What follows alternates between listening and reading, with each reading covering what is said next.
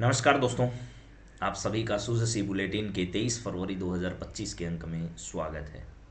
आज हम लोग बातचीत करने वाले हैं आप सभी के साथ कि सुजसी बुलेटिन के आज के इस अंक में क्या महत्वपूर्ण बातें रही, कौन कौन से एग्ज़ाम के लिए ये क्लास इम्पोर्टेंट है। मैं हमेशा इसको क्लियर आप लोगों के सामने करता हूँ। आज एक बार फिर आप लोगों से बातचीत में बता देता हूँ कि ये क्लास जो है वो RAS मेंस भर्ती परीक्षा और अगर नेक्स्ट प्री की कोई तैयारी कर रहा है, क्योंकि उसकी वैकेंसी भी जल्दी अनाउंस होने वाली है। इसके साथ साथ मेरे दोस्तों आपको ध्यान रखना है ये कॉलेज लेक्चरर का जो एग्ज़ाम है उसके लिए। इसके बाद अगर बातचीत की जाए कॉलेज लेक्चरर के अलावा, तो मैं यहाँ पर आप लोगों को बता देता हूँ स्कूल लेक्चरर का एग्ज़ाम है, इसके अलावा सेकंड ग्रेड का एग्ज़ाम है, थर्ड ग्रेड का एग्ज़ाम है, वीडियो का एग्ज़ाम है, पटवार का एग्ज़ाम है, पुलिस का एग्ज़ाम है। इन सभी भर्ती परीक्षाओं के लिए क्लास इंपॉर्टेंट है। तो शुरुआत करते हैं आज की सबसे पहली खबर से। राष्ट्रीय विधिक विश्वविद्यालय जोधपुर का 70वां दीक्षांत समारोह मनाया गया। इससे पहले आप लोगों को पता होगा कृषि विश्वविद्यालय जो है जोधपुर में, कृषि विश्वविद्यालय, उसका दीक्षांत समारोह जो वो मनाया गया था, जिसमें राजस्थान के राज्यपाल महोदय जो है इन्होंने क्या किया था, भाग लिया था। तो यहाँ पर है आम जन को त्वरित न्याय दिलाने के लिए राज्य सरकार कृत संकल्पित है, ऐसा मुख्यमंत्री महोदय ने कहा। बजनाल शर्मा जो है उन्होंने अच्छा वकील, कानून का ज्ञाता होने के साथ ही समाज के कमजोर वर्ग की आवाज़ भी बनता है। वकील का पैसा गरीब और वंचित वर्ग की सेवा के लिए बड़ा अवसर होता है। इस पैसे ने अनेक महान राष्ट्र निर्माता दिए हैं। संविधान के मुख्य शिल्पी बाबा साहब अम्बेडकर वकील थे। इस संविधान के लिए उनका ऋणी है। राष्ट्रीय विधिक विश्वविद्यालय का 70वां दीक्षांत समारोह जो वो जोधपुर में आयोजित किया गया, उस समय विभिन्न विद्यार्थियों को उन्होंने जो है वो इस प्रकार की उनकी डिग्री प्रदान करके जो है वो उन्हें गौरवान्वित किया। 3 नए आपराधिक कानून जो केंद्र सरकार के हैं से न्याय की व्यवस्था की गई है। देश के प्रधानमंत्री के नेतृत्व में केंद्र सरकार ने 3 नए आपराधिक कानून, जिसमें पहला कानून है, ये नाम भी पूछे जा चुके हैं परीक्षा में, भारतीय न्याय संहिता, भारतीय नागरिक सुरक्षा संहिता और भारतीय साक्ष्य अधिनियम। ये तीनों नाम आपको दोबारा याद रखना है। भारतीय न्याय संहिता, भारतीय नागरिक सुरक्षा संहिता और भारतीय साक्ष्य अधिनियम जो है वो लागू किए गए। इसके माध्यम से आपराधिक न्याय प्रणाली को और अधिक पारदर्शी, त्वरित, प्रभावी बनाकर पीड़ितों को शीघ्र न्याय दिलाने की व्यवस्था की गई है। इसके बाद अगर बातचीत की जाए तो यहाँ पर मुख्यमंत्री ने कहा कि हमारी न्याय व्यवस्था की हजारों वर्षों से दुनिया में विशिष्ट पहचान है। ये भी बात उन्होंने इस अवसर पर कही।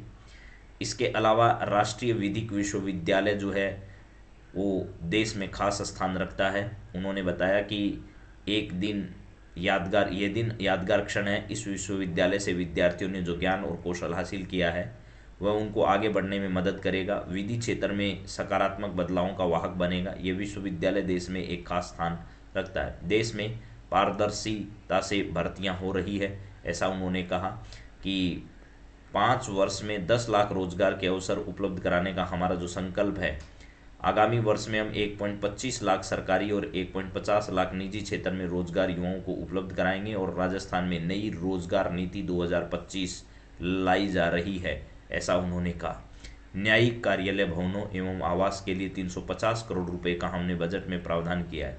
2025-26 में विधिक विभाग और न्यायालयों से संबंधित महत्वपूर्ण घोषणाएं की गई है। 8 नए जिला सेशन न्यायालय, 8 वरिष्ठ सिविल न्यायाधीश, अतिरिक्त मुख्य न्यायिक मजिस्ट्रेट न्यायालय, 4 अतिरिक्त जिला व सेशन न्यायालय, विशेष न्यायालय यानी पोक्सो एक्ट वाले 3 विशेष न्यायालय, भ्रष्टाचार निवारण अधिनियम के लिए, न्यायिक कार्यालय भवनों एवं आवास के लिए 350 करोड़ रुपए जो है वो हमने दिए हैं। इसके अलावा कंप्यूटर, कैमरों सहित सुविधाओं को विकसित करने के लिए 100 करोड़ का प्रावधान किया गया। सरदार वल्लभ भाई पटेल के 150वें जयंती वर्ष के उपलक्ष्य में अपराधों की रोकथाम के लिए Sardar Patel Centre of Cyber Control and War Room की स्थापना के लिए 350 करोड़ रुपए की राशि की घोषणा की गई है। ये इम्पोर्टेंट सवाल है। राजस्थान में सरदार पटेल की 150वीं जयंती के अवसर पर Sardar Patel Centre of Cyber Control and War Room जो है वो बनाया जाएगा। इसके लिए राजस्थान सरकार ने जो है वो भी घोषणा की है बजट के अंदर। तो आपको ध्यान रखना है इन सब सुविधाओं के लिए राजस्थान सरकार ने न्याय विभाग जो है उसको 350 करोड़ का, जुडिशियल डिपार्टमेंट जो है उसको 350 करोड़ रुपए का जो है वो क्या दिया है, बजट देने की घोषणा की है। तो Sardar Patel Centre of Cyber Control and War Room जो है वो राजस्थान में बनाया जाएगा। इसके बाद में अगर बातचीत की जाए तो यहाँ है राज्य बजट प्रभावी क्रियान्वयन के लिए मंत्री जिलों में पहुंच चुके हैं। तो अलग अलग जिलों में जो जो व्यवस्थाएं दी गई थी जिन जिन प्रभावी मंत्रियों को, वो अपने अपने विभागों के अंदर क्या कर रहे हैं, पहुंच रहे हैं। तो राज्य बजट जो है उसके प्रभावी क्रियान्वयन के लिए अलग अलग जगह पर, जैसे भीलवाड़ा के अंदर जिले के प्रभारी मंत्री जो रहे वो डॉक्टर प्रेमचंद बैरवा रहे, वो भी वहाँ पर पहुँचे और बजट घोषणाओं में जो भी कार्य दिए गए थे उनको संभाल रहे हैं। जोधपुर में प्रभारी मंत्री एक तो मदन दिलावर, इनके साथ गजेंद्र सिंह शेखावत रहे। और इसके अलावा भरतपुर में भूजल संसाधन मंत्री जिला प्रभारी मंत्री सुरेश सिंह रावत, और श्री गंगानगर में खाद्य नागरिक आपूर्ति मंत्री जो है वो सुमित गोदारा वहाँ पर पहुँचे और इन सब सुविधाओं का उन्होंने जायजा लिया। इसके अलावा बाड़मेर जिले की अगर बातचीत की जाए तो वहाँ पर पशुपालन गोपालन डेयरी विभाग के मंत्री जो हैं जोराराम कुमावत, वो बाड़मेर के जिला कलेक्ट्रेट में पहुँचे और जायजा इन सुविधाओं का ले रहे हैं। इसके अलावा अगर बात करें उदयपुर के, तो राजस्व विभाग उपनिवेश मंत्री जो हैं हेमंत मीणा, वो वहाँ पर पहुँचे। सीकर की बात करें तो प्रभारी मंत्री जलवायु परिवर्तन विभाग प्रौद्योगिकी मंत्री संजय शर्मा ने राज्य सरकारी बजट की घोषणाओं के लिए जो है जिले के कलेक्ट्रेट सभागार में प्रभारी मंत्री अधिकारियों ने मुख्यमंत्री की मनसंसाओं पर चर्चा की। चित्तौड़गढ़ में महिला एवं बाल विकास विभाग के मंत्री, राज्य जो मंत्री है मंजू बागमार, वो पहुंची वहां पर और इन प्रकार की सुविधाओं को देखा।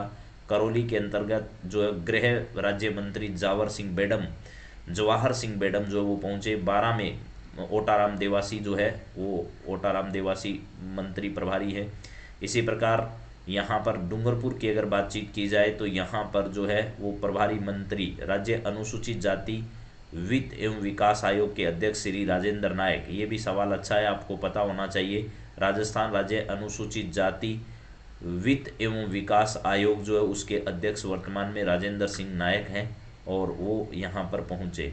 इसके अलावा अगर प्रतापगढ़ की बात करें तो श्री यादे माटी कला बोर्ड के अध्यक्ष जो हैं वो वहाँ पर पहुँचे।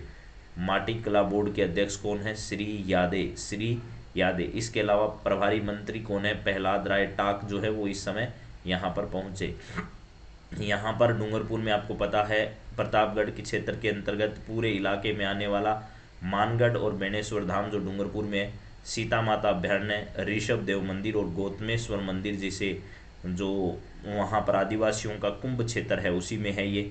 और मातृकुंडिया जो क्षेत्र है वो भी प्रतापगढ़ के अंदर है, थोड़े दिन पहले बताया था। ट्राइबल टूरिस्ट सर्किट विकसित किया जाएगा इन सब को मिलाकर, यानी eco tourism site Tripura Sundari मंदिर, मानगढ़, बेणेश्वर, सीता माता अभ्यारण्य, ऋषभदेव, गौतमेश्वर मंदिर, मातृकुंडिया, इन सब को मिलाकर वहाँ पर क्या किया जा रहा है, एक है आदिवासी सर्किट जो पर्यटन के लिए उसको बनाए जाने की चर्चा चल रही है। राजसमंद के अंदर प्रभारी मंत्री और राजस्थान धरोहर प्राधिकरण के अध्यक्ष श्री ओंकार सिंह लाखावत जो है वो यहाँ पर पहुँचे। इसके बाद अगर बातचीत की जाए राज्य जीव जंतु कल्याण बोर्ड के, देखिए विभिन्न बोर्डों के अध्यक्षों के नाम भी आपको साथ साथ याद हो रहे हैं। तो यहाँ पर जीव जंतु कल्याण बोर्ड के अध्यक्ष राजस्थान के अंदर कौन है? राज्य जीव जंतु कल्याण बोर्ड के अध्यक्ष व जिला प्रभारी मंत्री श्री जसवंत सिंह बिश्नोई जो है वो यहाँ पर पहुँचे। जसवंत सिंह बिश्नोई। 12 जिला में PWD अतिरिक्त सचिव जो है उनको जिम्मेदारी दी गई। खेरतल के अंदर प्रबंध निदेशक जिला सचिव, जैसलमेर के अंदर राजस्थान मेडिकल सर्विसेज कॉरपोरेशन की प्रबंध निदेशक जिला प्रभारी सचिव श्रीमती नेहा गिरी जो है वो यहाँ पर पहुंची। प्रधानमंत्री 24 फरवरी को PM किसान सम्मान निधि की योजना जो है 19वीं किस्त जारी करेंगे। मैंने यह बात आपको कल भी बताई थी पिछली क्लास में।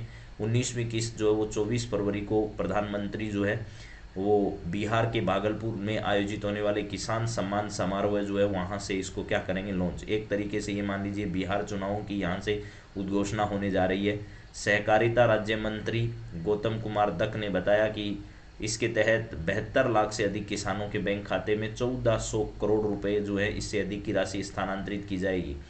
दत्त ने बताया कि इस अवसर पर राज्य स्तरीय किसान सम्मान समारोह राज्य कृषि प्रबंधन संस्थान दुर्गापुरा में आयोजित होगा। यानी राज्य स्तरीय कार्यक्रम तो दुर्गापुरा जयपुर में होगा, लेकिन जो देश के प्रधानमंत्री का कार्यक्रम है वो बिहार के भागलपुर में होगा और बिहार के भागलपुर से पूरे देश भर में इसको प्रसारित किया जाएगा।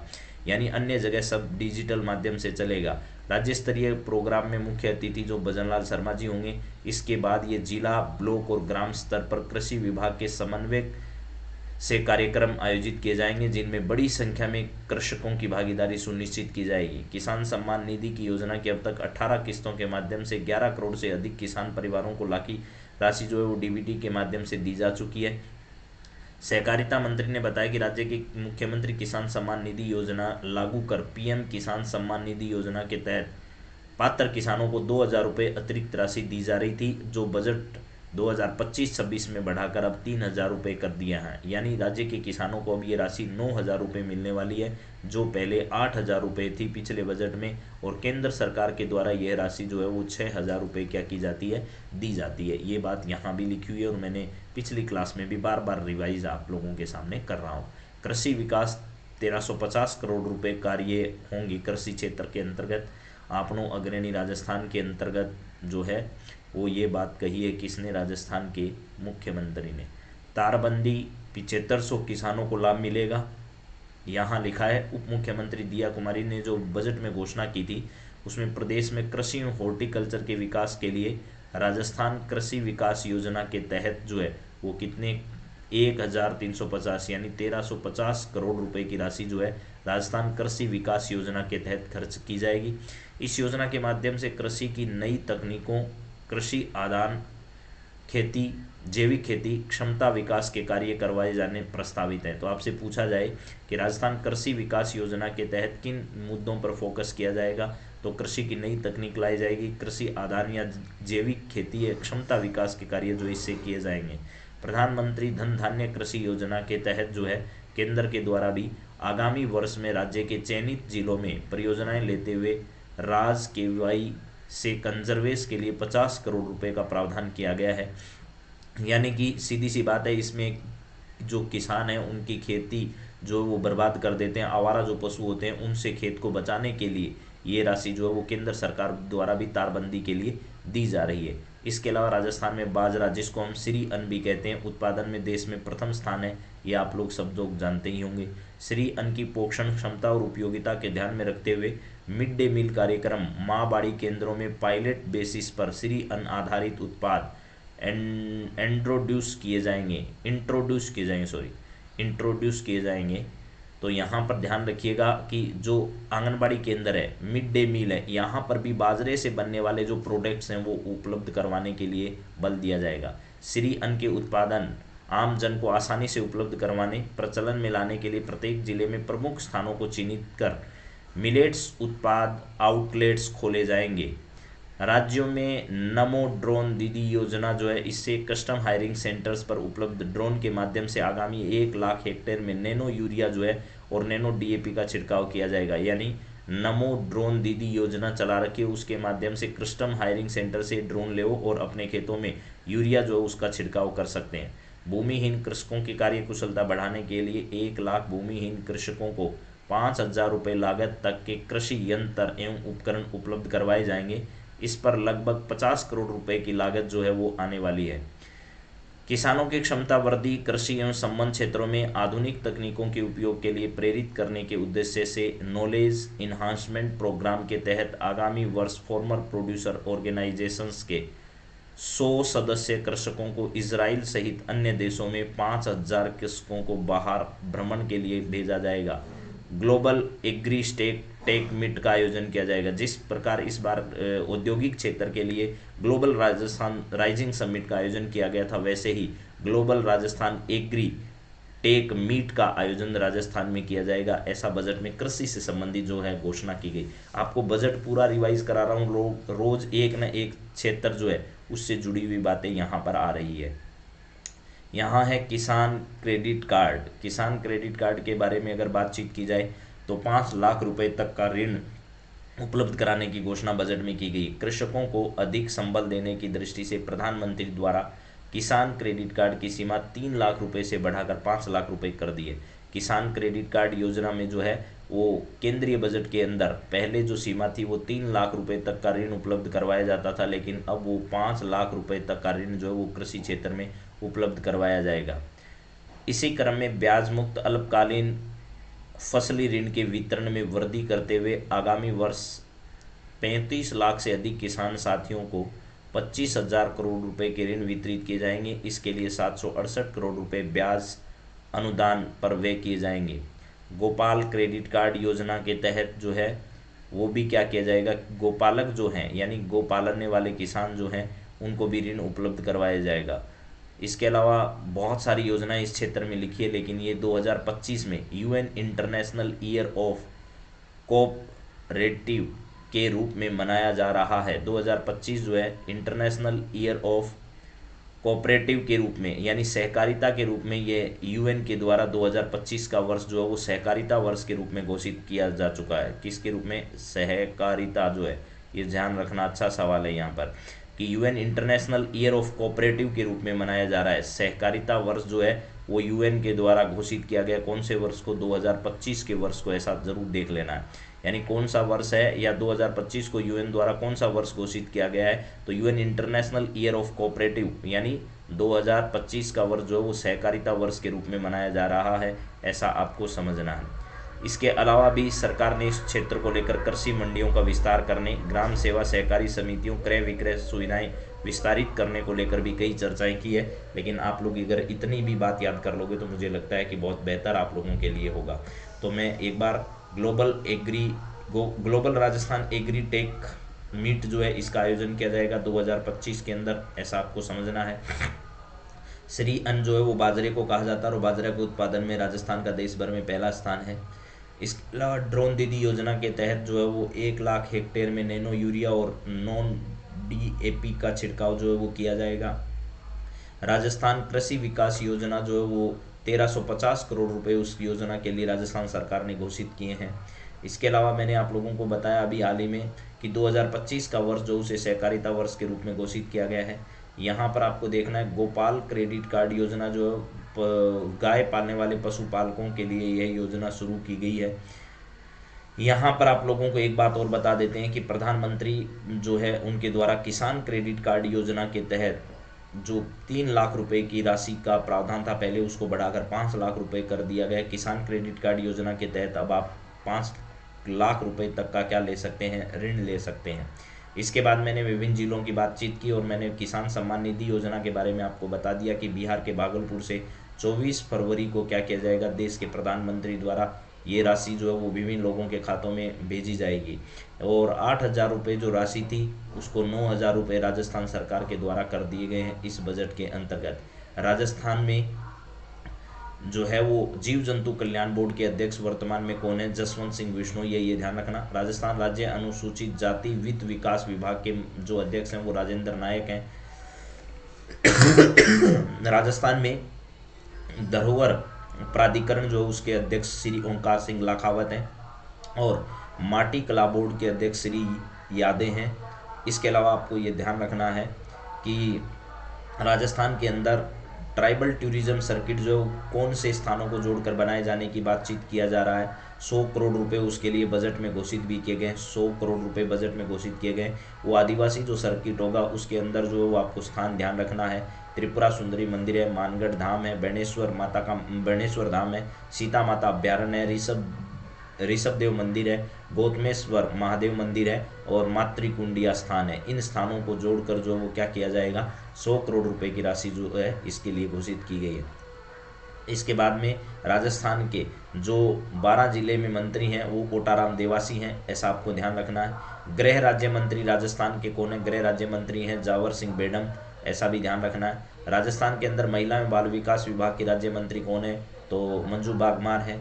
इसके अलावा राजस्थान में उपनिवेश मंत्री कौन है, राजस्व एवं उपनिवेश मंत्री हैं हेमंत मीणा, वो ये ध्यान रखना। राजस्थान के अंदर वन पर्यावरण जलवायु परिवर्तन विज्ञान प्रौद्योगिकी विभाग के मंत्री संजय शर्मा हैं। कौन है जी, संजय शर्मा इस विभाग के क्या हैं, मंत्री हैं।